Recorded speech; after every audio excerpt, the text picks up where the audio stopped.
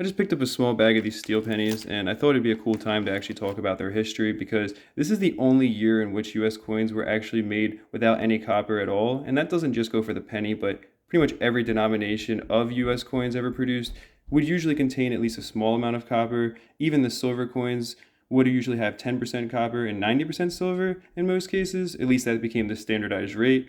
But this penny was produced with no copper at all. And you might be wondering, well, what was the reason for that? Simply put, World War II was going on.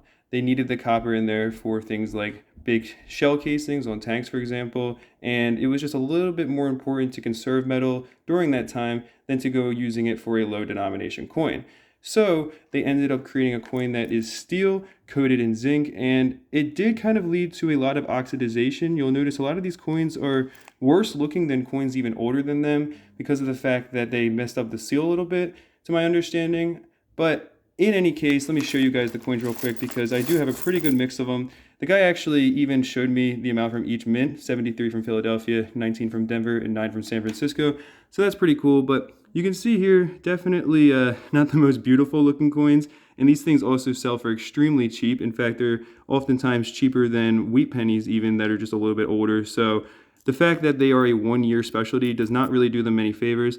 Now this coin, the front of it is not great, but it's not too bad looking, and sometimes you'll definitely find one that's a little nicer. Those coins can hold a little bit more value, but overall, these aren't anything special. I think the history behind them is more interesting than the coin itself to look at. It was just a really cool chance to get a bunch of them for a cheap price for me, because I'm hoping to break them up and maybe sell them to some other people who would find them interesting. But in any case, this is not the only coin that was altered during World War II. We actually had silver nickels, which is the only years from 1942 through 1945, and I believe it was midway through 42 in the Philadelphia Mint. But these are the only years where nickels actually did contain silver because, believe it or not, their name is named for one of the metals that comprises them, nickel.